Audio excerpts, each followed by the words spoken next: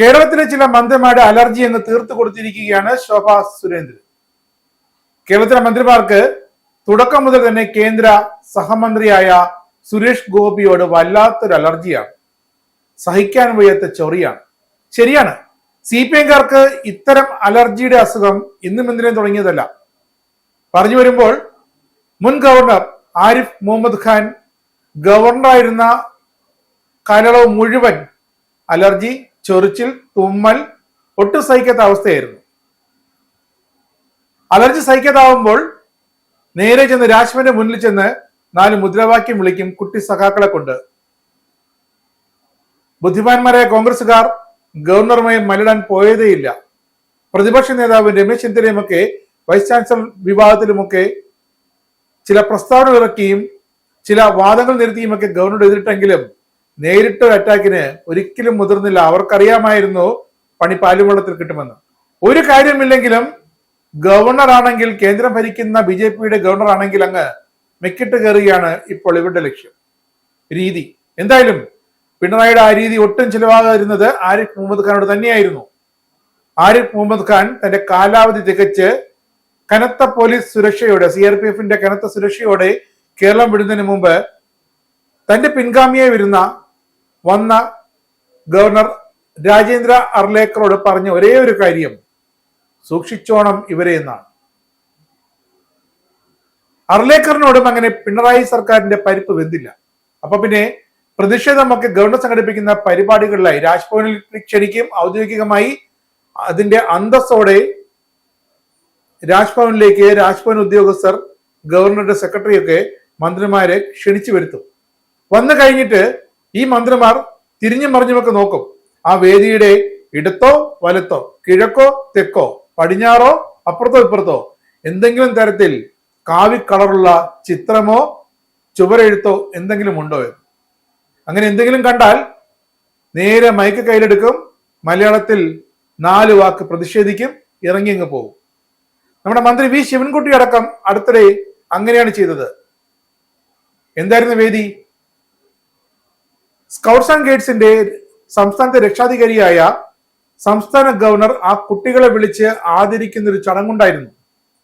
പിഞ്ചു കുട്ടികൾ നമ്മുടെ NCC-യും SPC-യും ഒക്കെ പോലെ തന്നെ രാജ്യസേവനത്തിനും നാടിന്റെ സേവനത്തിനുമൊക്കെ ഇറങ്ങിത്തിരിക്കുന്ന കടപ്പുറത്തെ ചപ്പ് ചവറുകൾ വാരൽ മുതൽ പ്രധാനപ്പെട്ട ദൗത്യങ്ങൾ വരെ നിർവഹിക്കാൻ കെൽപ്പുള്ള സ്കൗട്ട്സ് ആൻഡ് ഗൈഡ്സ് കുട്ടികൾ, കേരളത്തിലെ വിവിധ ഭാഗങ്ങൾ, വിവിധ ജില്ലകളിൽ നിന്ന് വന്ന കുട്ടികൾ.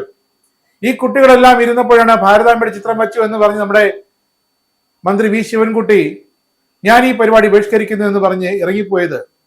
രാജ്ഭവനോ ഗവർണറോ കുരുങ്ങിയില്ല, പക്ഷെ ആ കുട്ടികളുടെ മനസ്സ് വേദനിച്ചു, അവരുടെ മാതാപിതാക്കളുടെ മനസ്സ് വേദനിച്ചു. അതവർ പ്രതിഷേധമായി പ്രതികരിക്കുകയും ചെയ്തിരുന്നു. അതിലൊന്നും ഒരു വിഷയമേ അല്ല എന്ന് ഇടത് സർക്കാർ പറയുകയും ചെയ്തു. ഇപ്പോഴോ സുരേഷ് ഗോപിയോട് തീർത്താൽ തീരാത്ത ചൊറിയും അലർജിയുമാണ് CPM-കാർക്ക്. തൃശ്ശൂരിൽ നിന്നും ജയിച്ചു വന്നപ്പോൾ തുടങ്ങിയതാണ് CPM-കാരുടെ ഈ പ്രശ്നം. കാരണം സഭാ വോട്ടുകൾ, തൃശ്ശൂരിലെ പരമ്പരാഗത CPM വോട്ടുകൾ, ഇതൊന്നും സുരേഷ് ഗോപിക്ക് കിട്ടില്ലെന്നായിരുന്നു കരുതിയത്. അതൊക്കെ പഴയ കണക്ക്. എന്നാൽ കണക്ക് കൂട്ടലൊക്കെ തെളിച്ച് സുരേഷ് ഗോപി ലോക്സഭയിലെത്തി. അവിടെ നിന്നും പെട്രോളിയം സഹമന്ത്രിയായി. അടുത്തത് എയിംസിന്റെ പേരിലായി സുരേഷ് ഗോപിയുടെ നെഞ്ചിൽ കയറ്റം. സുരേഷ് ഗോപി വന്നവിടെ പറഞ്ഞു, എന്നെ കൊണ്ട് പറ്റുകയാണെങ്കിൽ പാലക്കാട്ടെ എയിംസ് അവിടെ കൊണ്ടുവരും, അല്ലെങ്കിൽ ഞാൻ അതിനെ കെട്ടിവലിച്ച് തൃശ്ശൂരിലേക്ക് കൊണ്ടുവരുമെന്ന്.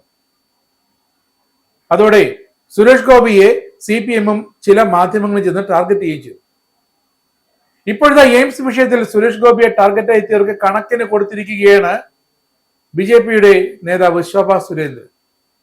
സംസ്ഥാന സർക്കാർ വ്യക്തമായ ഒരു പ്രൊജക്ട് നൽകാത്തത് കൊണ്ടാണ് എയിംസ് അടക്കം പദ്ധതികൾ കേരളത്തിലേക്ക് വരാത്തത്, കേന്ദ്രം പ്രഖ്യാപിക്കാത്തതെന്ന് ശോഭ സുരേന്ദ്രൻ വ്യക്തമായി പറഞ്ഞു.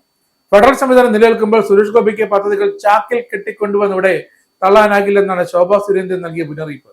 ആലപ്പുഴയിൽ നിന്നോ അതിരപ്പള്ളിയിൽ നിന്നോ ടൂറിസം പദ്ധതി കൊടുക്കാൻ മുഖ്യമന്ത്രിയുടെ മരുമകന് സമയമേ ഇല്ല. മന്ത്രി മുഹമ്മദ് റിയാസ് ഇതുവരെ സുരേഷ് ഗോപിയെ കണ്ടിട്ടില്ല.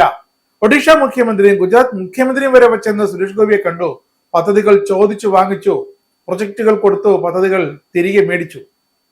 തമിഴ്നാട് ടൂറിസം മന്ത്രി 4 തവണയാണ് കേന്ദ്രമന്ത്രി സുരേഷ് ഗോപിയുമായി ചർച്ച നടത്തിയത്. കേരളത്തിലെ മന്ത്രിമാർക്ക് പക്ഷേ സുരേഷ് ഗോപി ആയിപ്പോയത് കൊണ്ട് അലർജിയാണ്. പിന്നെ എങ്ങനെയാണ് നാട്ടിൽ വികസനം കൊണ്ടുവരാൻ സുരേഷ് ഗോപിക്ക് സാധിക്കുമെന്നാണ് ശോഭാ സുരേന്ദ്രൻ ചോദിക്കുന്നത്. ആദ്യം സംസ്ഥാനത്തുള്ളവർക്ക് കേന്ദ്രത്തിലുള്ള ഈഗോ മാറണം. അത് മാറാതെ വികസനം വരുന്നില്ല എന്ന് കിടന്ന് നിലവിളിച്ചിട്ട് വലിയവായിൽ കിടന്ന് വിളിച്ചിട്ട് കാര്യമില്ലെന്നും എയിംസ് അനുവദിക്കുന്നതുമായി ബന്ധപ്പെട്ട് കേന്ദ്രമന്ത്രി സുരേഷ് ഗോപി നടത്തിയ പ്രസ്താവനയിൽ ബി.ജെ.പിക്കുള്ളിൽ ഒരു തർക്കവുമില്ലെന്നാണ് ഇപ്പോൾ ശോഭാ സുരേന്ദ്രൻ വ്യക്തമാക്കുന്നത്. കേരളത്തിൽ എവിടെ എയിംസ് വന്നാലും ബി.ജെ.പിക്ക് സന്തോഷമാണ്. കാരണം കേരളത്തിലെ നമ്മുടെ പൗരന്മാരുടെ കുട്ടികളാണ് എയിംസിൽ പഠിക്കുന്നത്. മുൻഗണന കേരളീയർക്കാണ്, മലയാളി കുട്ടികൾക്കാണെന്നുള്ളതിൽ യാതൊരു സംശയമില്ല. സംസ്ഥാനത്തെ ഭരണത്തിൽ നിന്ന് എന്ത് തമ്മാടിത്തരവും ചെയ്യും, എന്നിട്ട് കുറ്റം കേന്ദ്രത്തിന്റെ തലയിൽ കെട്ടിവെക്കും, എന്നിട്ട് ഡൽഹിയിലേക്ക് നോക്കിയിരുന്ന് വിലപിക്കും, മുദ്രാവാക്യം വിളിക്കും, കരയും, പ്രതിഷേധിക്കും. അതെല്ലാം കേരളത്തിനുള്ളിൽ വെച്ച്. അതാണ് പിണറായി സർക്കാർ. എന്തായാലും പിണറായി സർക്കാരിന് മോദി സർക്കാരിനുള്ള പക, അരിശം, കലി, കലിപ്പ്, അസഹിഷ്ണുത ഒന്നും തീരില്ല. ഇപ്പോൾ CPM അലർജി പട്ടികയിൽ തൽക്കാലം നമ്മുടെ കേന്ദ്ര സഹമന്ത്രി ജോർജ് കുര്യൻ ഇല്ല. കാരണം എന്താണ്? അദ്ദേഹം അനാവശ്യമായി CPM മുന്നിൽ ചെന്ന് ചാടാറില്ല. ചെയ്യുന്ന ജോലി കേന്ദ്ര സർക്കാർ, നരേന്ദ്രമോദി സർക്കാർ ഏൽപ്പിച്ച സഹമന്ത്രി സ്ഥാനം കൃത്യമായി മുന്നോട്ട് കൊണ്ടുപോകുക എന്നൊരു ഉത്തരവാദിത്തമാണ് ഇപ്പോൾ ജോർജ് കുര്യനുള്ളത്. അതുകൊണ്ട് ജോർജ് കുര്യൻ തൽക്കാലം വിവാദങ്ങളിൽ ചെന്ന് പെടുന്നില്ല. അല്ലെങ്കിൽ ജോർജ് കുര്യനെയും അവർ പഞ്ഞിക്കിട്ടനെ.